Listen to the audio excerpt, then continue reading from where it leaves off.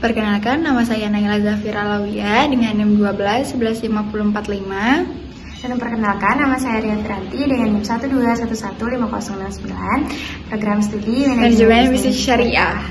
Di sini kami akan memberikan tutorial terkait spreadsheet yang diantaranya adalah tutorial cara untuk mengakses Google Spreadsheet, lalu fitur dasar untuk menulis dan juga mengedit, serta rumus dan fungsi-fungsi dari rumus.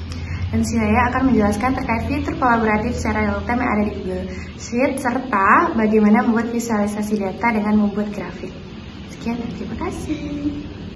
Baik, di sini saya akan menjelaskan tutorial Google Sheet. Nah, sebelum kita lanjut ke tutorialnya, saya akan menjelaskan terlebih dahulu apa itu Google Sheet. Nah, Google Sheet itu adalah aplikasi keluaran Google yang memiliki fitur kurang lebih sama dengan Excel. Nah, teman-teman pasti sudah familiar dengan Excel. Nah, jadi fitur-fitur seperti sum, average, ataupun VLOOKUP, dan juga berbagai rumus-rumus lainnya itu dapat digunakan juga di Google Spreadsheet. Nah, untuk rumus dan penggunaan fitur-fiturnya kurang lebih sama, tetapi Google Spreadsheet ini merupakan aplikasi keluaran dari Google, seperti itu. Lanjut saja kita ke tutorialnya. Nah, jadi teman-teman yang sudah memiliki aplikasinya, boleh langsung membuka aplikasinya. Namun, kalau misalnya belum, kita bisa langsung saja mengetik Google Spreadsheet di sini. Google Sheet atau Google Spreadsheet. Gitu.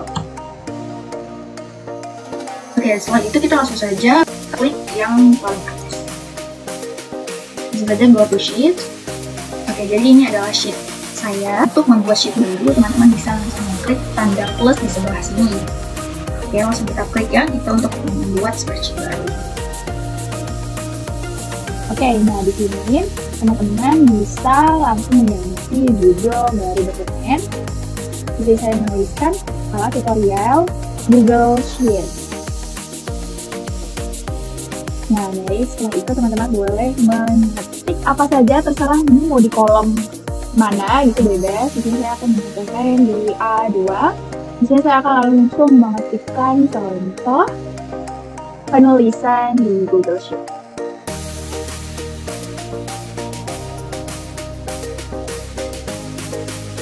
Oke, selanjutnya ini teman-teman bisa mengganti ya untuk mengatur format penulisan seperti apa yang teman-teman inginkan.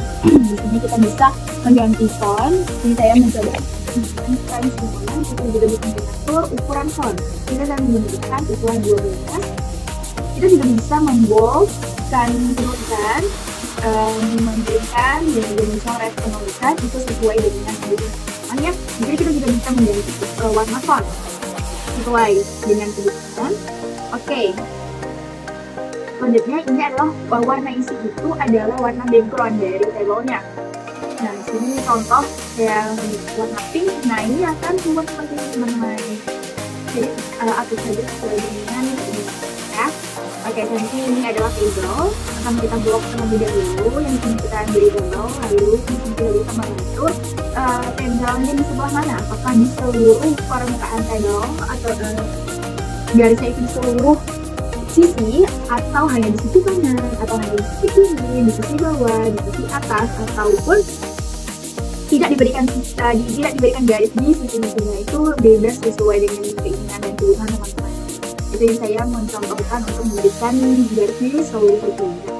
Selanjutnya kita masukkan data yang akan kita contohkan untuk menggunakan rumus di Google Spreadsheet.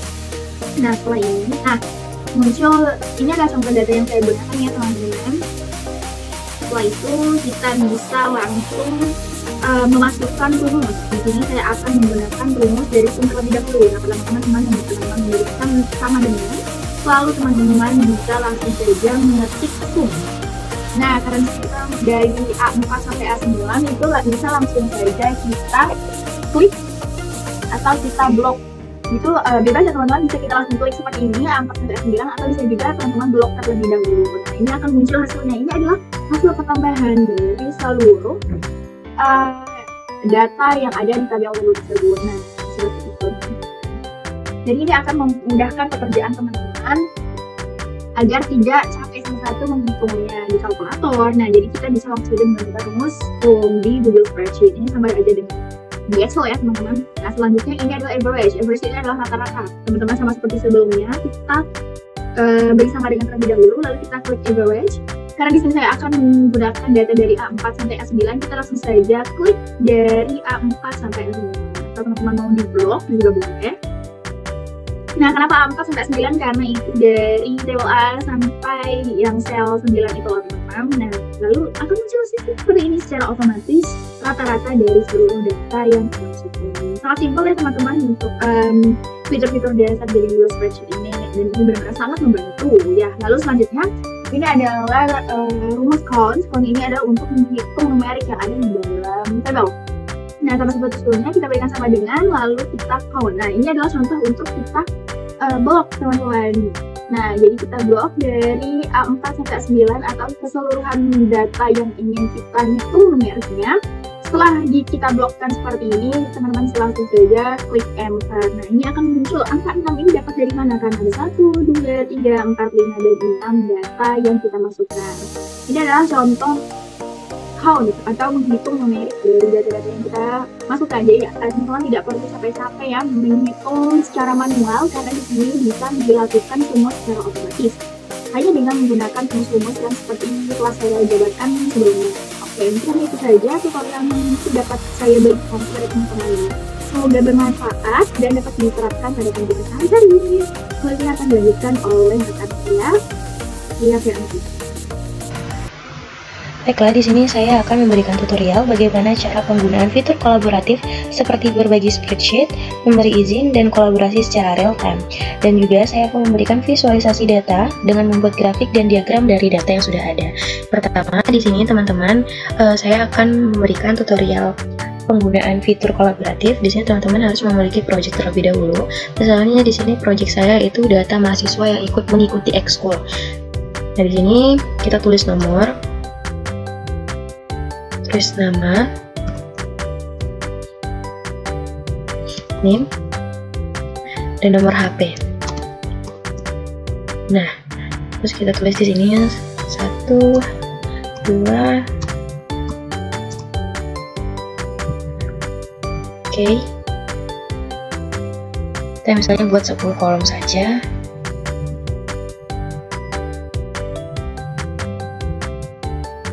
Oke. Nah, ini kita bisa geser di atas. Oke. Nah, bagaimana cara penggunaan fitur tersebut? Nah, teman-teman klik bagian di sini, yaitu bagikan. Nah, teman-teman harus mengubah terlebih dahulu apa judul dari data tersebut. Kita tulis di sini data mahasiswa, siswa ekskul, voli misalnya. Ini pendaftaran misalnya ya. Kita simpan. Nah, jadi ada pembagian-bagikan ini ada dua. Yang pertama, teman-teman di sini bisa menambahkan orangnya tapi melalui email. Nah, seperti ini misalnya. Terus juga teman-teman bisa membuat akses umum. Jadi teman-teman di sini ada dibatasi dan siapa saja yang memiliki link. Dibatasi di sini yang hanya dapat melihat ini orang-orang yang hanya di dalam grup sini. Hanya di dalam grup ini. Sedangkan siapa saja yang memiliki link, di sini bebas aksesnya, siapa saja yang akan mendapatkan link itu bisa mengakses. Karena di sini kita klik saja siapa saja yang memiliki link. Terus peranannya, kita pilih peranannya editor. Nah, peranannya ada 3, pelihat, pengomentar, dan editor. Jadi karena di sini mereka juga mengedit dan juga kita klik editor. Oke, di sini kita klik salin link dan selesai. Nah, misalnya kita membagikan link tersebut kepada teman kita. Nah, mereka akan membuka link tersebut seperti ini. Diklik misalnya mereka buat. Terus otomatis di sini sudah terlihat teman-teman yang ingin, misalnya kita di sini ingin mengisi namanya Zika misalnya, NIM 1211559, terus HP-nya 8888 misalnya. Nah, otomatis nanti data di sini juga akan terisi dengan hal yang sama. Nih, pengisiannya sama ya teman-teman.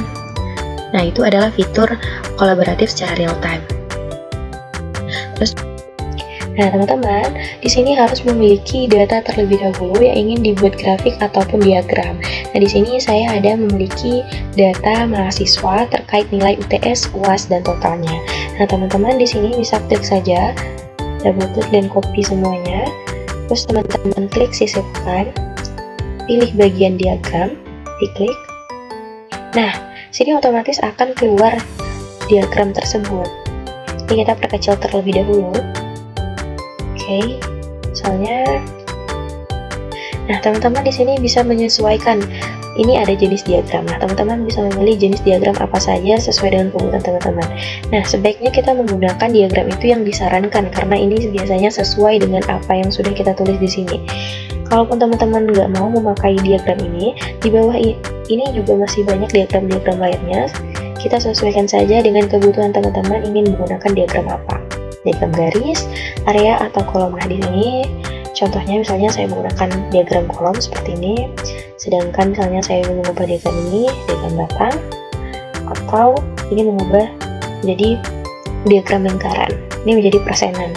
Sini saya akan mengubahnya jadi diagram kolom. Nah, sini akan terlihat jelas UTS itu ada warna biru, UAS berwarna merah, total ini adalah berwarna kuning. Nah, teman-teman juga bisa mengubah format-format serta warna di sini. Ada sesuaikan, itu ada gaya diagramnya. Ini teman-teman bisa menyesuaikan, ada judul diagram sumbu. Ini banyak sekali. Nah, terus juga teman-teman ada ini memiliki fitur rangkaian. Keterangan sumbu horizontal, sumbu vertikal, dan garis petak dan centang. Ini disiapkan oleh Google Sheet dan akan kita edit sesuai dengan kebutuhan teman-teman. Sekian tutorial dari kami. Terima kasih dan semoga bermanfaat.